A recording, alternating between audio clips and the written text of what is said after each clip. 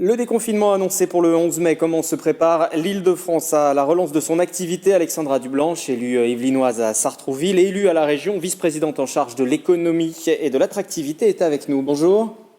Bonjour. Avant de rentrer dans le détail des mesures d'accompagnement aux entreprises qui ont été mises en place, peut-être un sentiment plus global. Avez-vous des inquiétudes sur la reprise du 11 mai? On sent bien que le déconfinement ne sera encore que très partiel. Alors nous, notre enjeu à la région Île-de-France, c'est évidemment le goulot d'étranglement que représentent les transports. On essaie de mettre en place avec Valérie Pécresse toutes les conditions pour que cela se passe du mieux possible. Cela commence, nous avons demandé dès le départ le port obligatoire du masque, ça veut dire évidemment équiper les usagers. On a déjà distribué 1,6 million de masques ces 2 dernières semaines dans plus de 220 gares d'Île-de-France. On a également demandé à l'État 5000 personnes de forces de sécurité en renfort pour nous aider à réguler l'entrée des gares. Par ailleurs, nous avons signé hier avec les organisations patronales, syndicales, les organisations de transport, la région et l'État, une charte pour encourager les entreprises à maintenir le télétravail pour ceux qui le peuvent, à également aussi utiliser le lissage des heures de pointe, c'est-à-dire au lieu d'arriver à 9h, j'arrive entre 6h30 et 7h30 et je repars entre 15h30 et 16h30 par exemple, avec une attestation signée par l'employeur. Et donc voilà, et puis on va mettre des distributeurs de masques, de gel dans les gares. Donc c'est ce qu'on essaye de mettre en place pour lundi. L'activité effectivement économique est liée au transport. Donc voilà pour les mesures qui ont été prises. Jusqu'aujourd'hui, la région a lancé plusieurs aides pour les entreprises dans le cadre de son plan d'urgence. Si on peut déjà évoquer peut-être le prêt rebond, par exemple, c'est avec BPI France, un prêt à taux zéro. Tout à fait. Ce prêt a été lancé mardi. C'est un prêt donc effectivement à taux zéro entre 10 000 et 300 000 euros pour les entreprises jusqu'à 250 salariés. Il y a un différé de remboursement de 2 ans et ensuite on a 7 ans pour rembourser ce prêt. Avec BPI, on va mettre environ 150 millions d'euros sur ce dispositif. Il n'y a pas de caution non plus personnelle du dirigeant. Le but, c'est de pallier les manques de trésorerie, les besoins de trésorerie des entreprises, les besoins d'augmentation de BFR, de besoins en fonds de roulement, tout ce qui est investissement immatériel matériel et immatériel, et on veut être le plus réactif possible. Donc ce prêt, s'il est inférieur à 50 000 euros, il y aura une décision dans les 3-5 jours, et au-delà, on s'engage à donner une réponse dans les 7 jours. Il y a un fonds de solidarité aussi, je fais un peu le point sur les différentes mesures, un fonds de solidarité jusqu'à 5 000 euros pour les plus petites entreprises de 1 à 10 salariés. Exactement, ce fonds de solidarité, c'est un fonds national dans lequel la région Île-de-France met 156 millions d'euros. C'est pour effectivement moins de 10 salariés ayant moins d'1 million d'euros de chiffre d'affaires et qui ont connu une baisse de chiffre d'affaires d'au moins 50% par rapport à l'année dernière. Donc il y a eu un volet 1 qui pouvait aller jusqu'à 1 500 euros et il y a un volet 2, il faut en parler puisque la région Île-de-France ne fait pas encore assez appel les entrepreneurs, les commerçants, et or c'est un fonds national. Le volet 2 qui peut effectivement aller jusqu'à 5 000 euros pour ceux qui ont bénéficié de la première vague. Et dans le même esprit, aide aux toutes petites entreprises du BTP, aux cafés, aux commerçants, associations aussi, d'ici la fin du mois de mai. C'est une avance remboursable baptisée Résilience. Oui, alors je me mets à la place des entrepreneurs qui nous écoutent. On n'essaie pas de multiplier les dispositifs, on essaye vraiment de répondre aux trous dans la raquette des dispositifs existants. Le prêt rebond, il répond peut-être au manque du PGE, du prêt garanti État.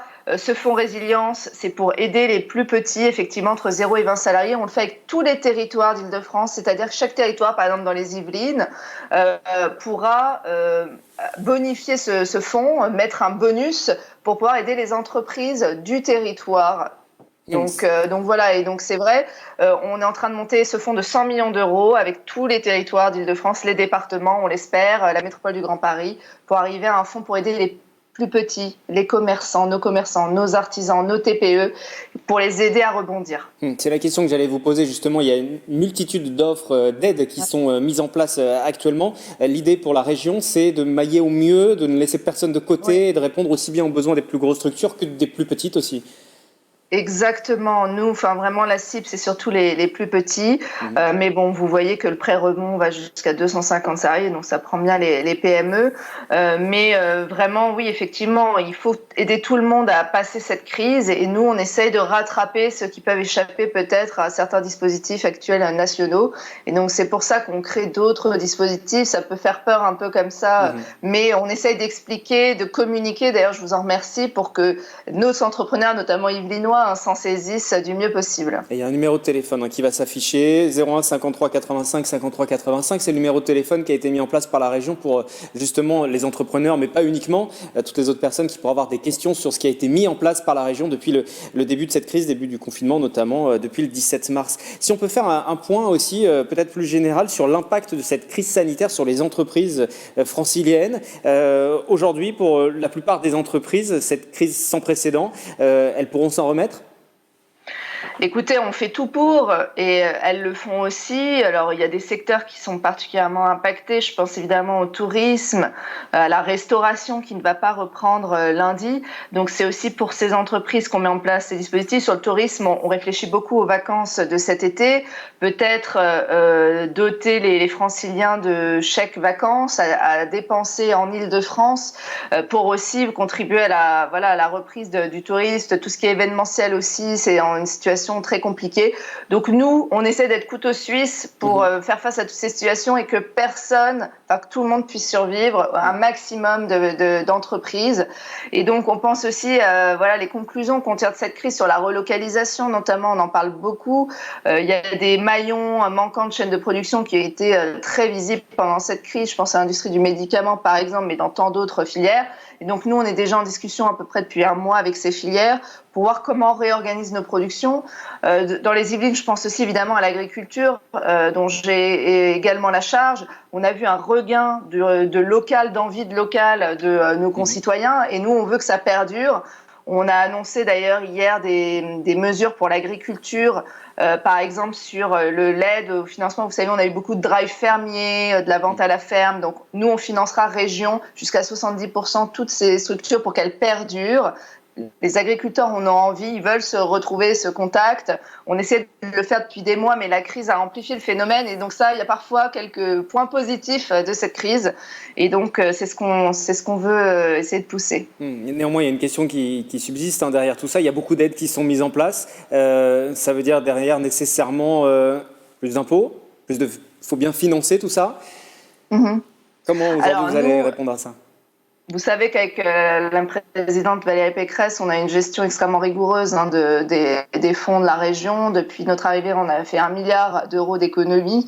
Donc, on est toujours très attentif à la façon dont on dépense. On fait ces dépenses. Pour l'instant, tout ce que je vous cite, les 156 millions d'euros du fonds de solidarité, les 150 millions du prêt rebond, c'est pris sur le budget actuel. Il n'y a pas eu, on entend beaucoup parler d'ouverture des vannes au niveau national de l'État. Nous, c'est pas du tout le cas. De toute façon, on a des règles très strictes pour les collectivités.